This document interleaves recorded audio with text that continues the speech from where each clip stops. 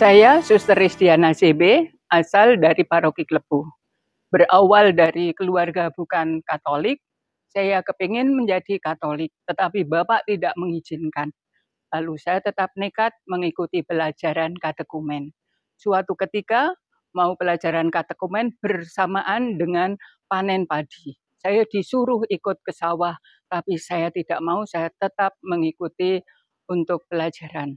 Saya dimarah oleh Mbak Yu saya, wes kono, omah gereja wae, rasah mulih. Hanya berdoa.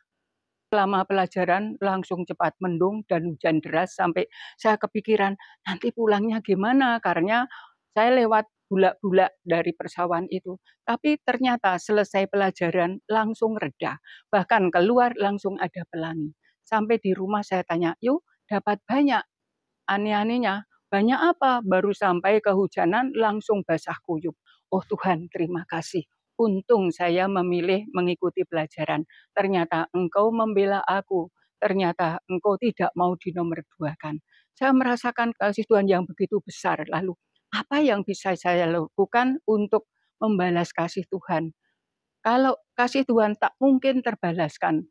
Lalu saya ingin kalau begitu, saya mau menjadi suster sebagai wujud tanggapan akan kasih Allah. Saya bilang, Bapak tidak mengizinkan. Ya sudah, saya langsung dari SMP melanjutkan SPG, lulus saya mengajar di SDC Marsudiri Nimboro, lalu tinggal di susteran OSF. Mau izin suster kepala sekolah untuk keluar jadi suster pun tidak boleh. Lalu saya menunggu setelah pergantian kepala sekolah, lalu saya minta izin untuk menjadi suster CB, baru diizinkan. Setelah itu baru saya bilang, Bapak, Pak, saya sudah keluar dari bekerja, saya mau masuk suster CB. Bapak bilang, yo wis nek ngono, nek kersane sing kuwasa ngono aku ngijoli. Lalu aku masuk novisiat diantar teman saya. Selesai novisiat, saya diutus ke Tanjung Sakti. Saya mendapat SK sebagai Kepala Sekolah SD Saverius 13 di Tanjung Sakti. Di sana ternyata bapak saya dipanggil Tuhan, saya pulang sudah hari ke-8. Kemudian waktu hari ke-40 di gereja ada misa untuk bapak saya. Tapi banyak ibu-ibu pada membawa barang-barang untuk rewang di paroki, ternyata malamnya itu ada ibadat 40 hari di pastoran. Nah, saya merasa, oh Tuhan itu begitu baik. Saya di sini tidak punya siapa-siapa, tapi ternyata banyak umat yang menjadikan saudara-saudari saya. Dari Tanjung Sakti, saya diutus ke TK Tarakanita Bumijo. Di sana saya tes untuk calon pegawai negeri dan saya lulus. Waktu itu saya mendapat gaji dari pemerintah, tetapi saya mengundurkan diri ketika saya diutus untuk kuliah di STK karena saya tidak mau makan gaji buta.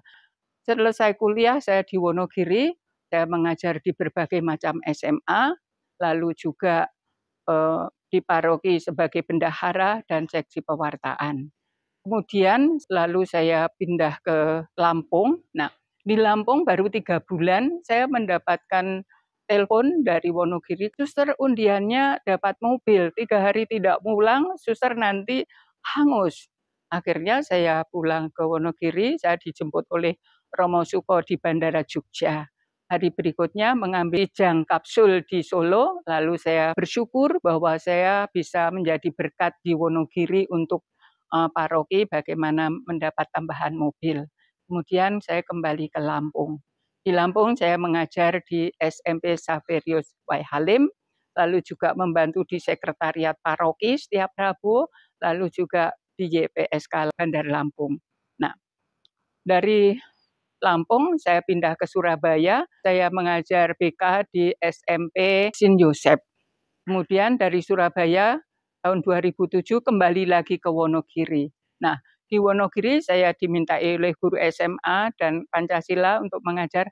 Saya tidak mau, saya milih mengajar di SD. Nah, selama di Wonogiri itu Romo Sugihartanto juga memberikan surat-surat ini dari Akper suster diminta mengajar di sana. Oke, saya mengajar kuliah umum di Akper Giri Satria Husada di Wonogiri. Karena COVID, saya mengundurkan diri. Nah, setelah dari Wonogiri, saya diutus ke Linggo.